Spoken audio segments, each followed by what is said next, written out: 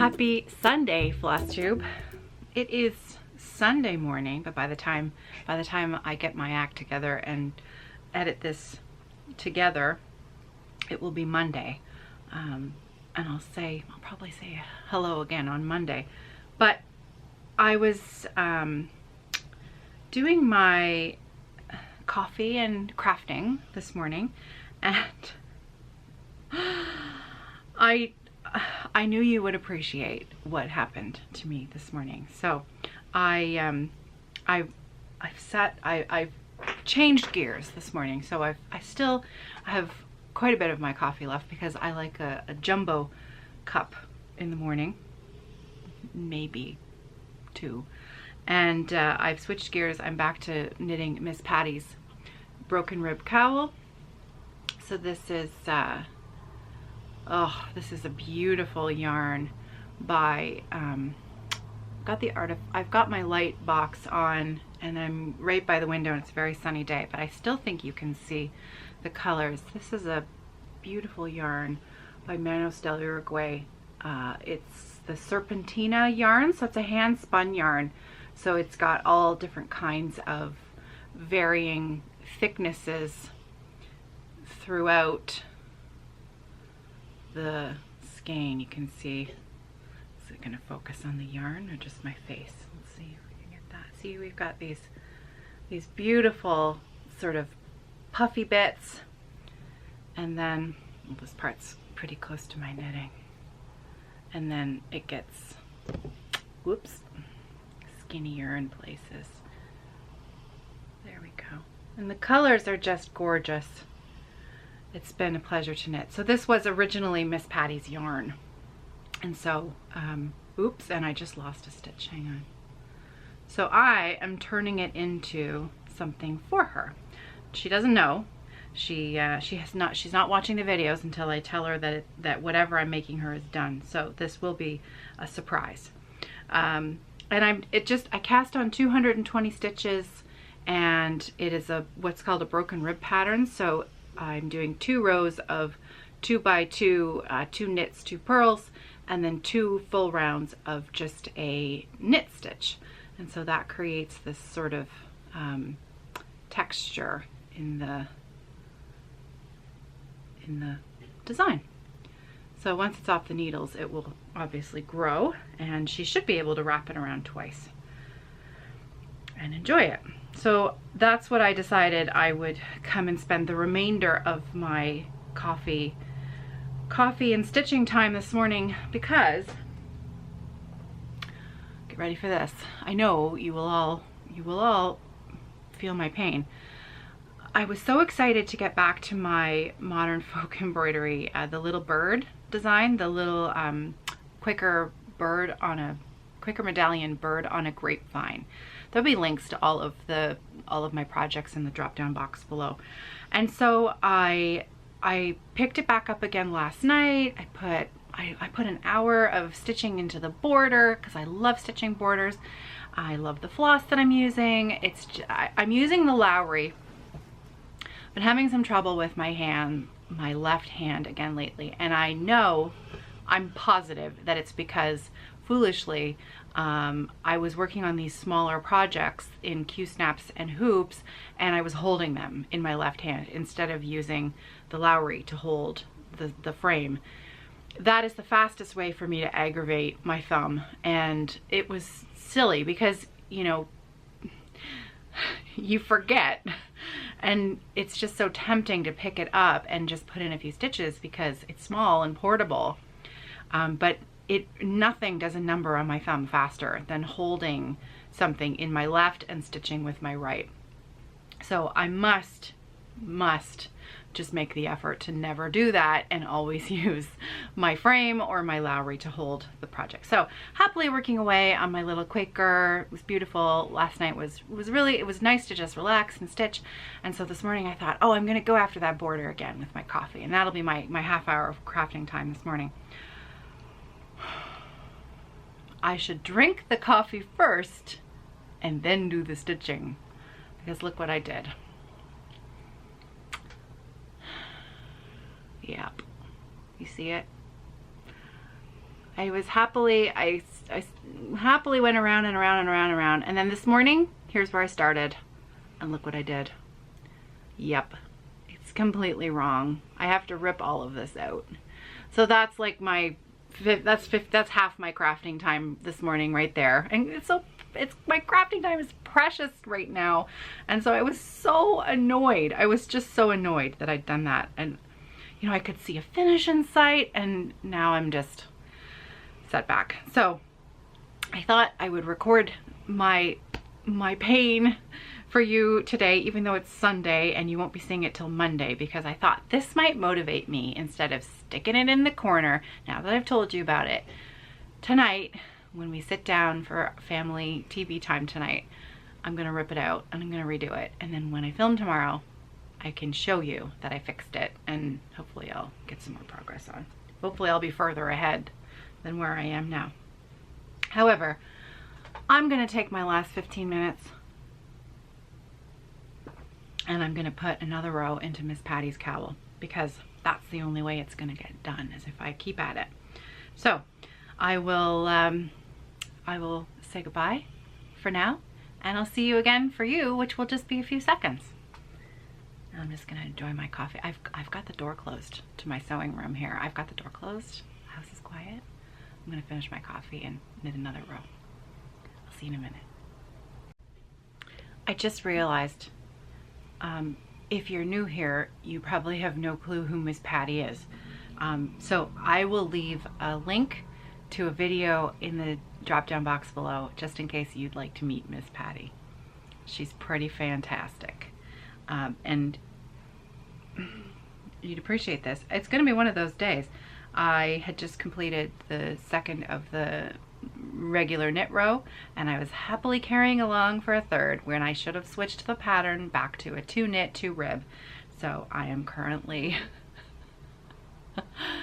in knitting, we say I'm tinking back. Tink is knit backwards, right? K-N-I-T, tink. I'm tinking my stitches out because I was too busy drinking the coffee and not paying attention. So I'm gonna finish fixing my knitting now, and then I think I'm gonna pack it in for the next few hours and do something else. But anyways, I'll see you in a few minutes for you, a few hours for me. So I'm set up downstairs again. There's the hoop in the Lowry, so it seems a little silly to have such a small frame in the Lowry, but this thing is really saving my hand, so I'm grateful to have it. Okay, so let's do some frogging. And there we go, done. Ready to fix, ready to restitch. So in case you've never heard the term frogging before, that's just another one of those terms, just like tinking for knitting. Or you can use frog for your knitting as well. It's kind of just a silly expression, because if you just think about a frog going rip it, rip it, rip it, that's why it's called frogging. And it's just silly, but fun. So, yeah, little, you know, if you just kind of wriggle your fabric a little bit with your finger, it's fine. And the new stitching over top will completely cover that up. So that's all the time I had for that now. So I will get back to this later. So I have to make some bag charms today, and oops, let me just turn that off. I have these little inexpensive, you know, crimping tools to make these, and the straight pair, the straight little needle nose plier type pair, broke. And so I've been using John's needle nose pliers. Well, he has them with him at the moment, where he's, you know, doing renos at the new workshop. And so I had to go digging through his super old toolbox that he keeps all of the tools in there that he doesn't really use, because they're, I don't know. He seems to have multiple toolboxes for some reason. So the only thing I could find to help me today is this really old pair of pliers that of course don't open automatically. So I'm gonna have to do that. And I'm gonna have to hold the teeny tiny little jump rings in this massive old, I mean, it's not dirty. It's just, you know, it's well banged up and used. But that's what I have to use. So let's see how we go here. I'm gonna have to take my glasses off so that I always have to take my glasses off for this really tiny close-up work because otherwise I can't see what I'm doing. So I hope this works. Let's see, it should work. So we've got here we go. Well, looks like it's gonna do the trick. All right, there goes my little flag. Little lobster claw. Feel like I need something equally heavy duty on this side. Give it a little extra love there at the join. There you go. What do you know? It's gonna work. All right, so I'll keep the camera running while I make a few more, but I'll speed it up so that you don't have to watch the whole process here.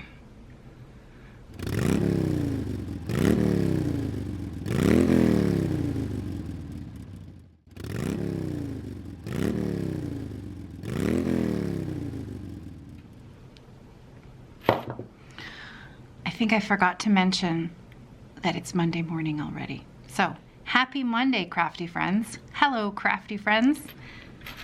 It's Monday morning, and I don't know about you, but is the time change affecting you like it is me? I think it's time for a little more coffee. See what my mug says today? Coffee first, always. So, off I go. All right, I'll see you in a few minutes. Okay, because it's Monday, I've got a giveaway to take care of for today. Oh, and you know what? I forgot to pick the winner of last week's. So every Monday I do a giveaway over on the Facebook group, Friday Off the Grid. And I just put up a picture there, and you can just leave me a comment if you'd like a chance for me to send it to you. So let's just pause for a minute while I figure out who the winner is. Hang on a second. So there were 21 comments on the chart, and the winner was Diane Tellis Rebasile. So congratulations, Diane. You are the winner of the Lindsay Lane Designs Winter Fun Ski chart. Recording just like last week. This is just a little blurb on my laptop FaceTime camera. So yeah, that's why you're seeing all my mess. That's okay. It's pre-move, and I'm in a tiny little room. I can't wait to have more space, you guys. I can't wait. Okay, so congratulations, Diane. You are the winner. You can email me, caroline@evertote.com. Then I will, and send me your address. I will mail that out to you. Okay, I have a new chart up for giveaway this week. This is Summer House Stitchworks. And look at this. For those of us who are approaching the spring season, this is Summer House Stitchworks. Oh, where's the camera? There it is. This is the Spring Garden. I will try to insert a better photo of this chart here after this clip. I'll take a photo for the Facebook group for the posting, and then I will insert it in the video so that you can actually see what this looks like, because you're not getting a very clear view. And it's a really, really pretty chart. So Summer House Stitchworks, and when is this from? 2012. And they are, if you've seen them, this designer has done all of the seasons, and they're all really, really sweet charts. I may have a few more in the goodie box for giveaway. Okay, so again, Friday Off the Grid is the Facebook group, and that's where you'll find the Because Monday giveaway. Okay, so I'm off to take that picture, and then I'll pop that in here, and then it's noon, so Nicholas is his lunchtime's in about 10 minutes. So I'm gonna get him sorted out. He can make his own lunch now. He can figure that out, but sometimes he needs help deciding what to have.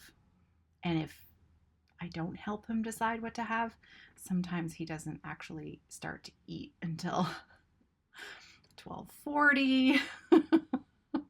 And by then, it's time to start thinking about getting ready to go back to school, back to class. So I'm going to go and help him figure out what he's going to have for lunch, get him going in the right direction. And then I'm going to pack a few more orders, and then I'm going to make a cup of coffee. And once I've done that, then I'm going to sit down and have a little chat, because I have Stitch Asia this month, hashtag Stitch Asia, being put on hosted by Abby Bella Stitch. I talked about it. Did I talk about it last Monday? Maybe it was the week before. I can't remember. But I had said that I wanted to work on my Sampler Cove Amtrak. I don't think that's going to happen this month. And I'd really like to participate a little bit in Stitch Asia. So these are Temari. Temari is they are Japanese embroidered balls. These are, there we go.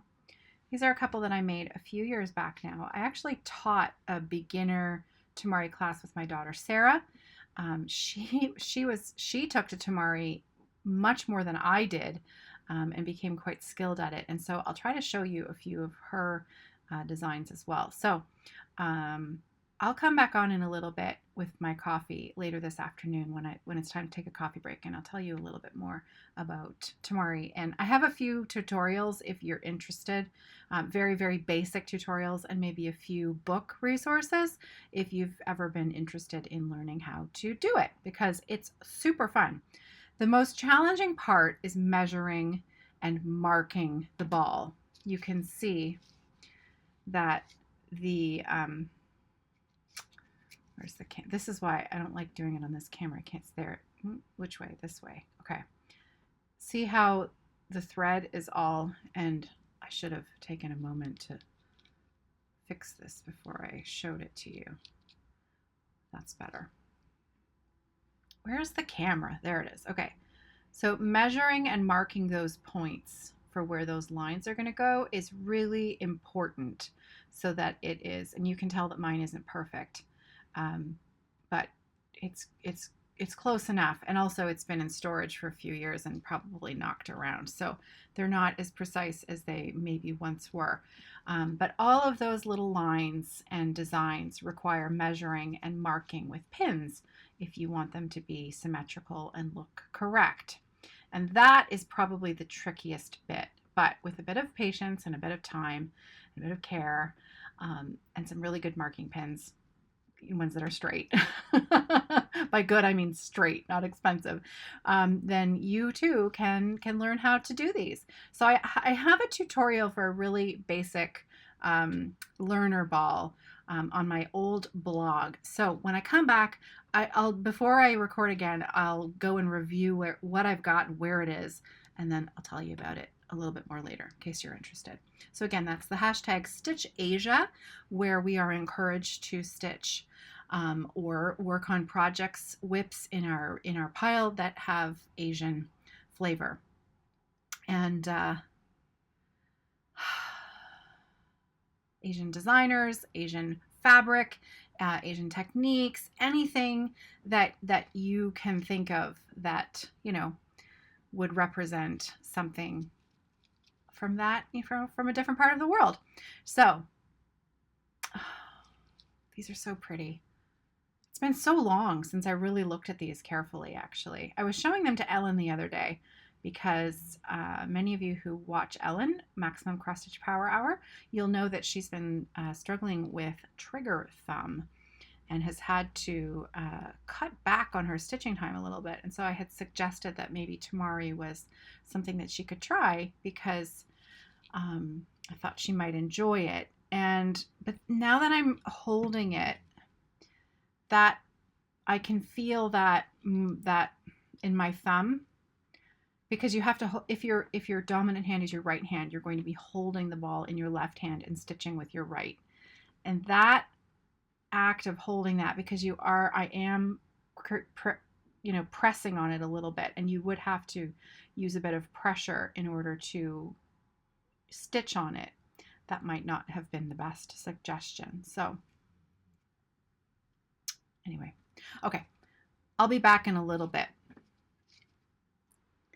So I've popped this little bit of video in here as a reminder of what this piece looked like the last time that you saw it, because I hemmed and hawed over the colors. I was thrilled with it when I was stitching on it under artificial lighting. But then in the daylight, I've just found that from most angles, the lighter color, the polar ice thread, was really just more dominant on that fabric than the Hay Sailor, which is supposed to be the dominant color. So last week I ripped out that Hay Sailor and I've replaced it with Royale. So I just wanted to give you a little reminder of what it looked like before, and now I'll show you what it looks like now. And here it is now. I'm really thrilled with my contrast now. So this is the Modern Folk Embroidery 2021 stitch along. It's called Fruits of Plenty, and I'll leave some links in the drop down box below. The two colors that I'm using are the Leo&Roxy Flosses. The darker one is called Royale and the lighter one is called Polar Ice. I don't have any more Polar Ice, but there's a thread in the shop called Storm Cloud that I think would give a similar effect to this. The fabric that I'm using is a really beautiful hand-dyed linen by XjuDesigns. She's a fabric dyer in Hungary, and this is a 40 count linen and the colorway is called Old Linen, and it is just so beautiful. So yeah, really pleased that I've just made that little switch. I think I'm going to be really happy with that. Hooray! Can you sit? Sit. Sit. Oh yeah. There's a good girl.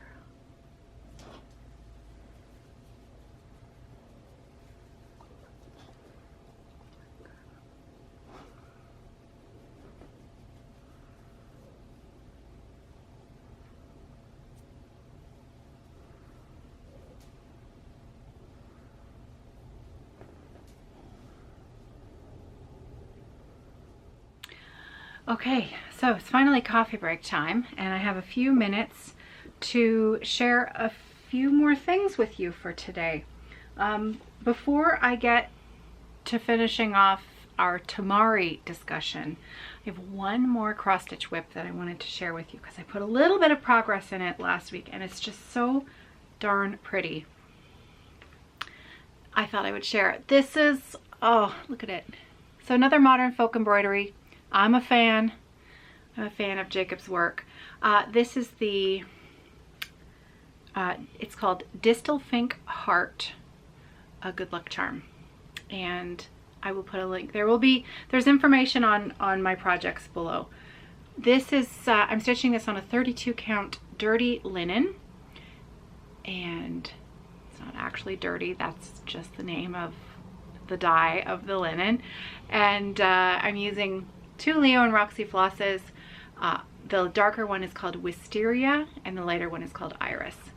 And this is a needle minder that I got from Martha, and she bought it off of Etsy. And it's from, oh goodness, I said it last time and now it has slipped my memory. I will find it and put, I'll edit in the information because it's really cool. It's got a little thread drop right on the needle minder itself. It's really, really neat. Of course, I don't have any thread on it at the moment, but it does work, I promise you.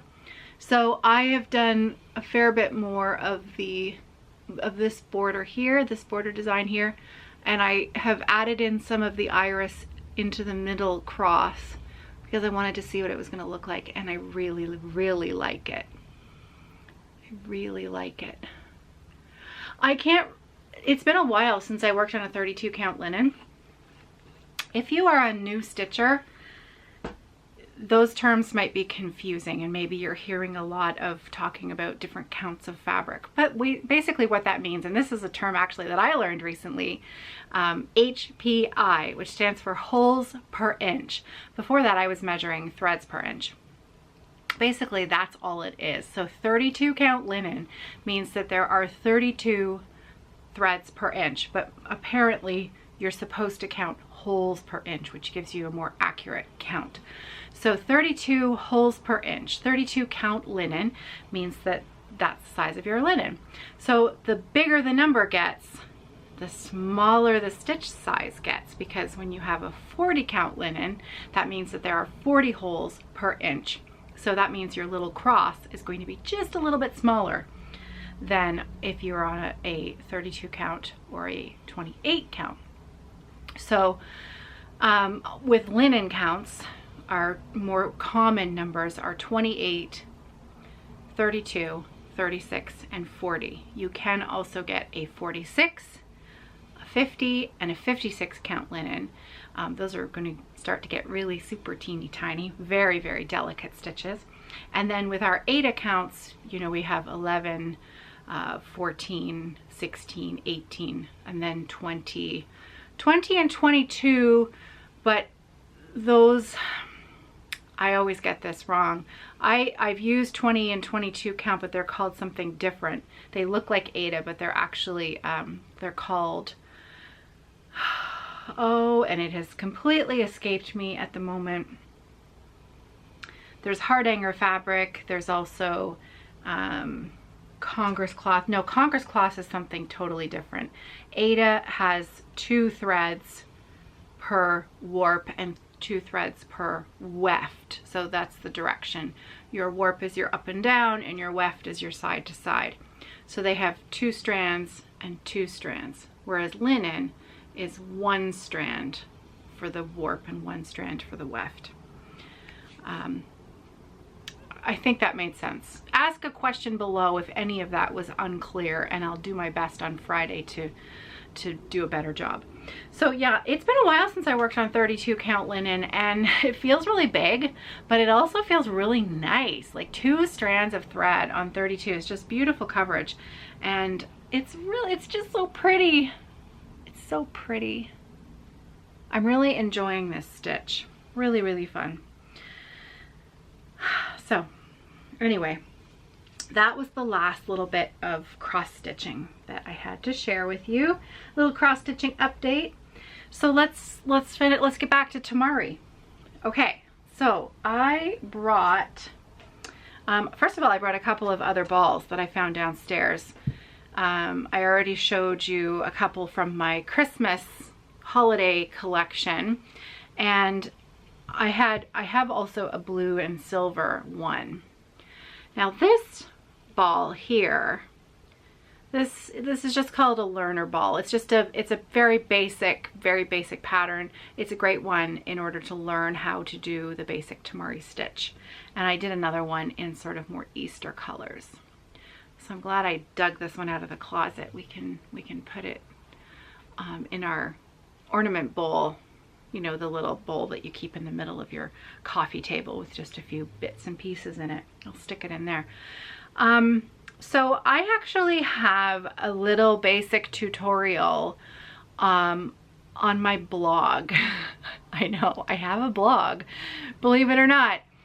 And it's a WordPress blog, and I've had this discussion very briefly recently because it's a WordPress blog, and I'm hopeless with it, because not that I can't figure it out, but I don't have time to go in, and there's just so many moving pieces. So this is something I did a long time ago, but it's still there. I'm still paying for the hosting of this blog, so we might as well get some use out of it.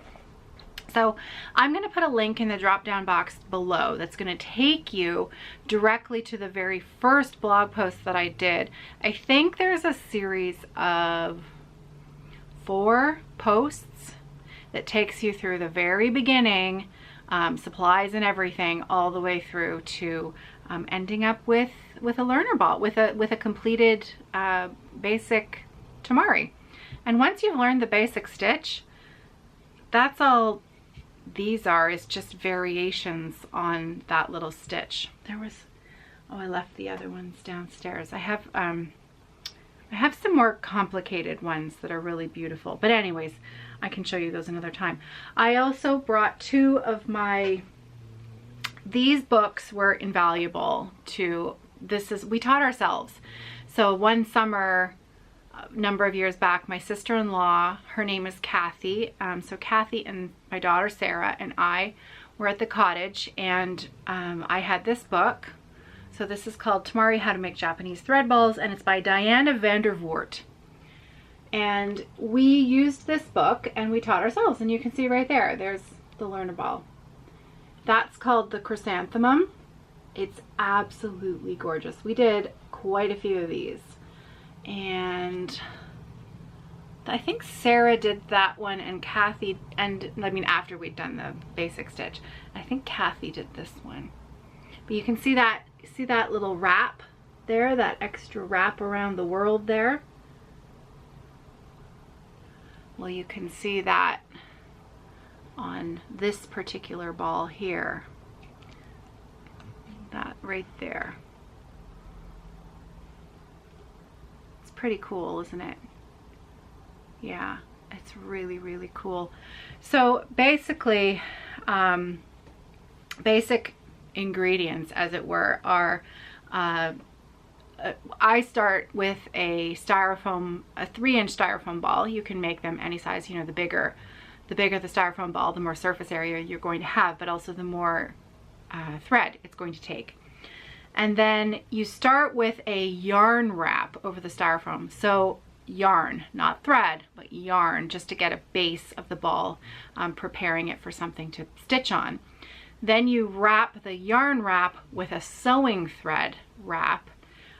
We used a very inexpensive serger thread. It was, you know, it comes in those cones, so it's inexpensive because you're going to end up using quite a lot of sewing thread.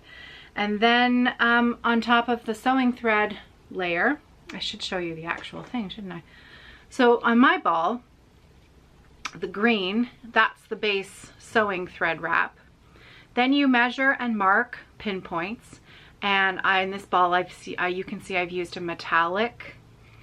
I think this is a, what was that? This one, was it a Krynic? Might have been a Krynic magic braid or something like that. I can't remember.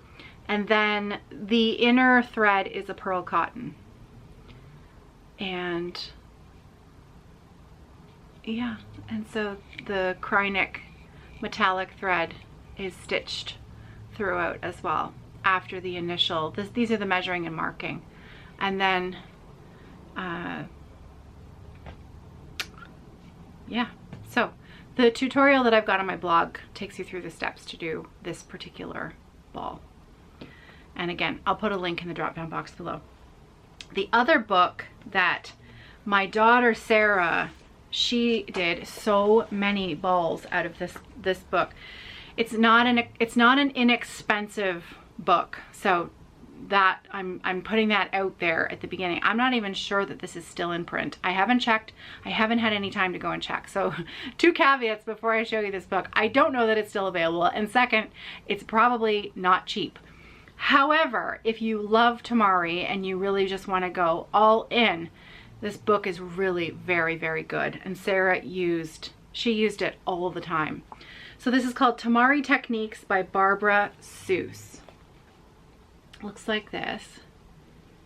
And the color the photography in this book is just stunning. So that's how you, if you want to know, look up, because the spelling of her name is on here.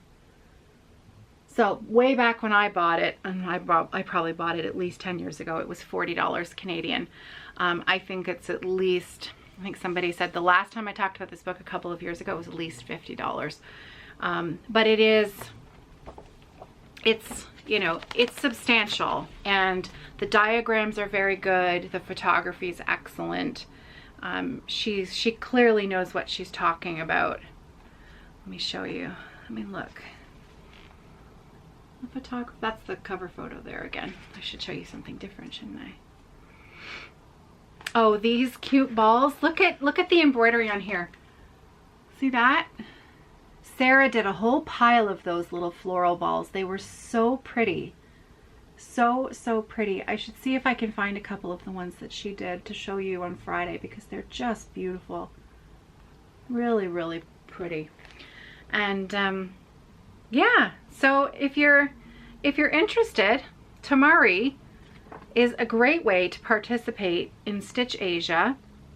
If you don't have, if you'd like to consider trying a brand new craft, why not, right? Okay, so I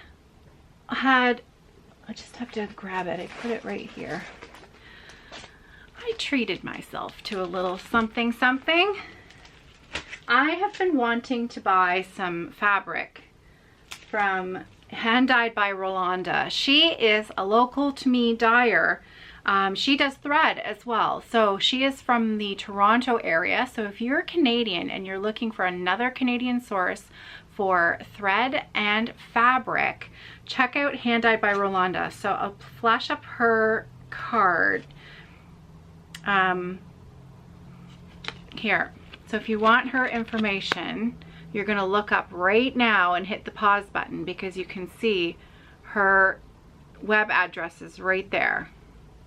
So Hand Dyed by Rolanda. And I treated myself to some fabric. Look at this. Oh, I hope you can see it. It's so pretty. It's so pretty. This is a 40 count, right? 40 counts, 17 by 26. So that's a fat quarter, right? Yeah, that's a fat. Is it? I always get those. I never call them by that, fat quarter, fat half. I don't know why. I know what a yard looks like. I know what a meter looks like. But when they get into these little cut sizes, I'm not quite as good with those. I'm just like, oh, that fabric looks nice. Let's use that. And it is called ecru. So it's 40 count ecru. And it is, oh, it's really washing out. I wish you could see it because it's so pretty. It's really pretty. So I don't think Rolanda watches my videos, but in case she is, Rolanda, your fabric is lovely. I'm very pleased that I bought some finally from you. So thank you. I had chatted with Rolanda way back when we initially were planning the Stitch North cross stitch retreat, and Rolanda is going to be one of the one of the vendors who will have some products at the Stitch North cross stitch retreat when we finally are able to get together. So I'm both looking forward to the retreat, but I'm also looking forward to meeting Rolanda. So again, hand dyed by Rolanda. So that was my first purchase. My second purchase was a chart, a PDF chart from Bart Dunn. So some of you may remember Bart Bart's got a FlossTube channel of his own. I will leave a link to his channel below. You might also know him from Instagram as Park Hopper Bart. And he is the one who designed the little Mo Marcel chart, one of the 3 cat charts that went along with the Marcel party cat bags. And Bart has done I just fell in love. He posted this new design of his on Instagram a week and a half ago, and I just fell in love with it. And I have to stitch it. It's a Debussy quote in French, and I'm just going to pop a photo of it in here so that you don't have to listen to me try to. My French is not terrible. My French is decent. but it's not as good as just read the quote yourself and imagine it in the most beautiful French accent that you can possibly imagine, because I love it. So here is Bart's chart that I treated myself to.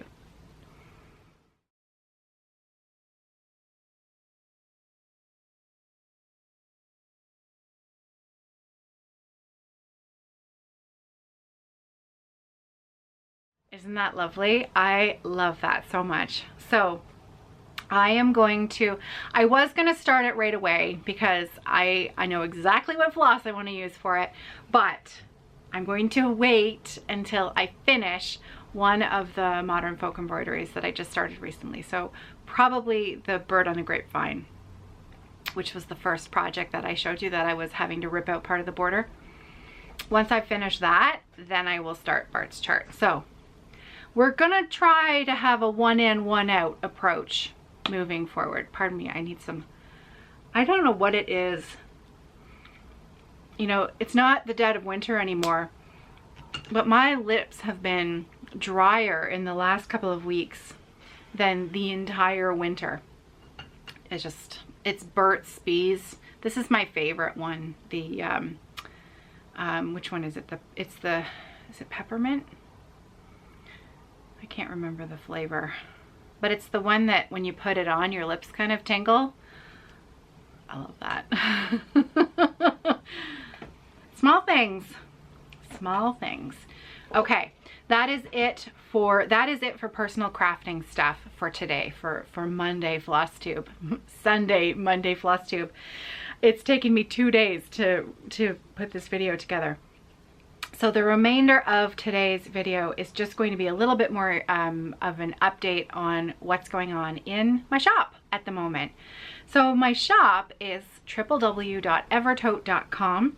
I make project bags for crafters, both styles with a boxed bottom or flat, whichever you'd prefer. And bags are made to order, so usually there's about a 2 to 3 week time period from time of the order being placed to when the bags go out the door. And I also, in the last few months, have started carrying a brand new line of cotton overdyed floss by a local to me yarn dyer, Leo&Roxy Yarn Co.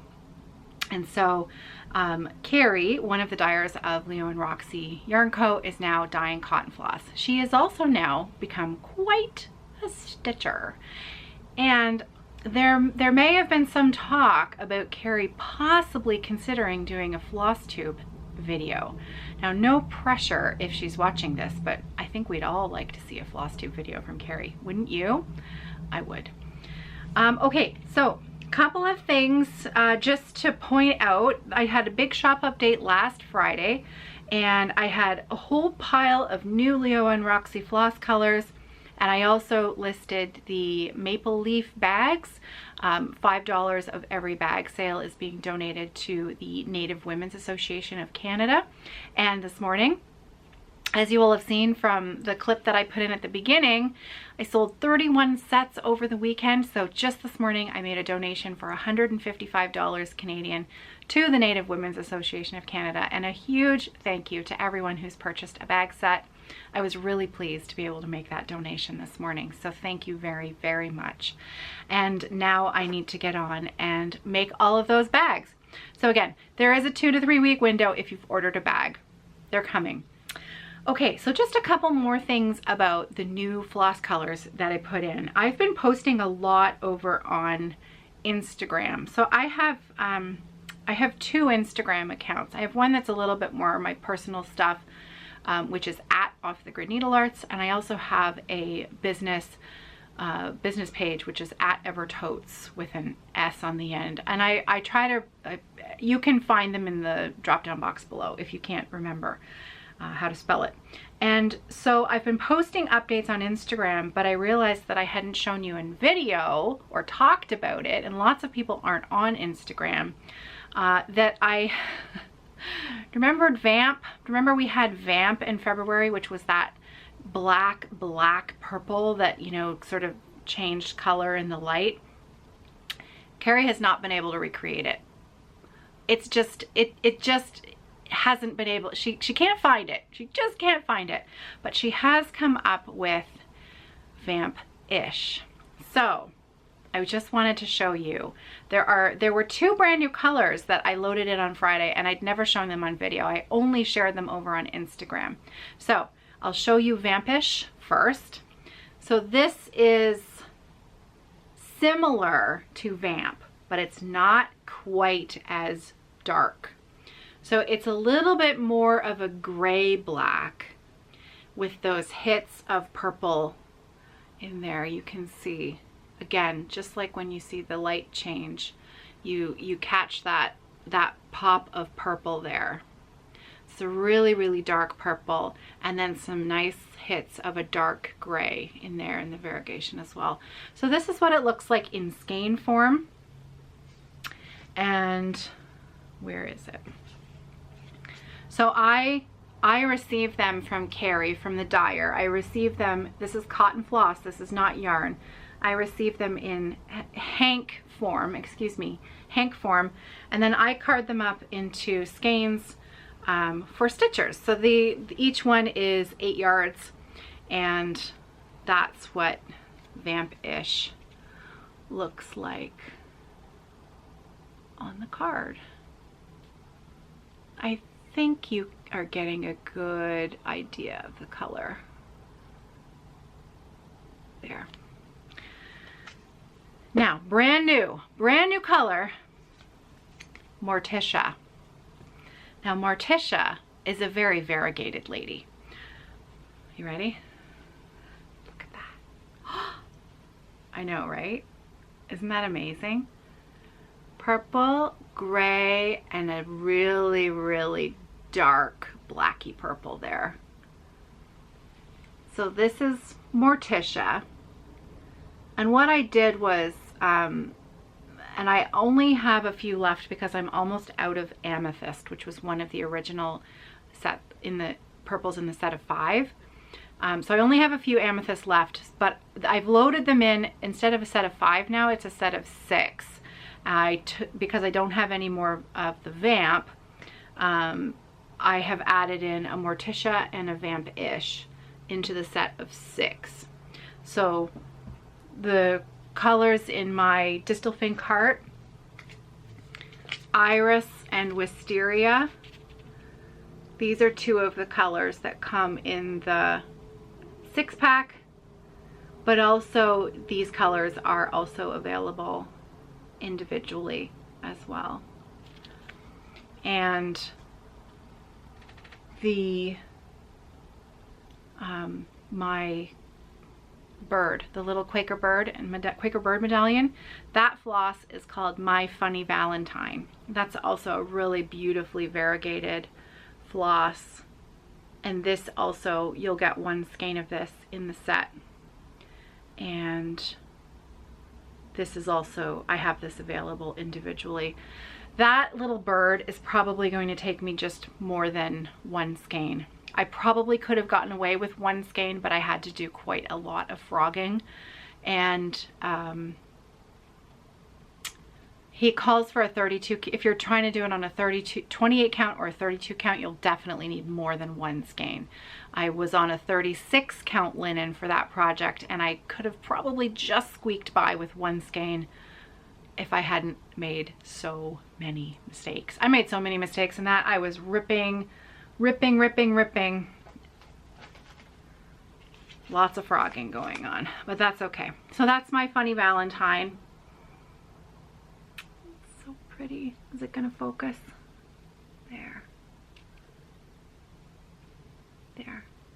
Look at that. Beautiful colors. Okay, so Morticia and Vamp-ish were new.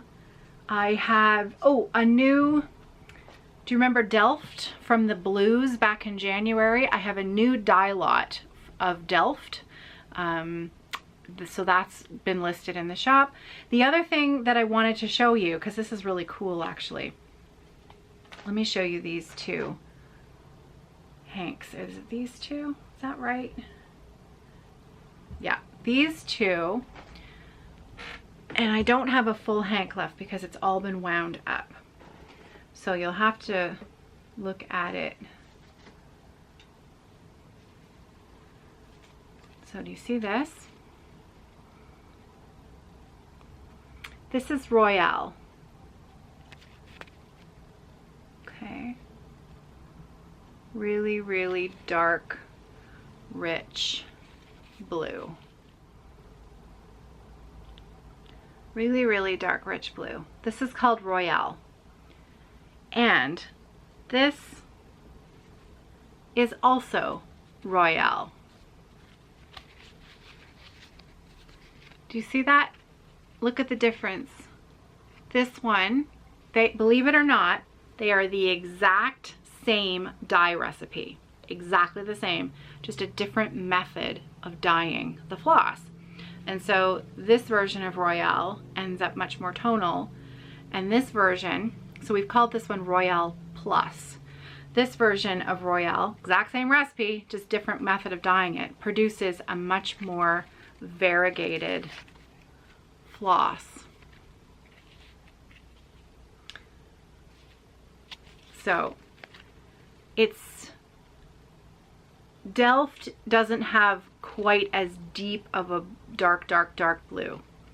Delft is very much like the pottery, just that beautiful blue, and then you've got the subtler tones in there. So it is loaded into the shop already. So if you like less variegation, then Royale is for you, and if you love that little bit of fun play with the variegation, then the Royale Plus.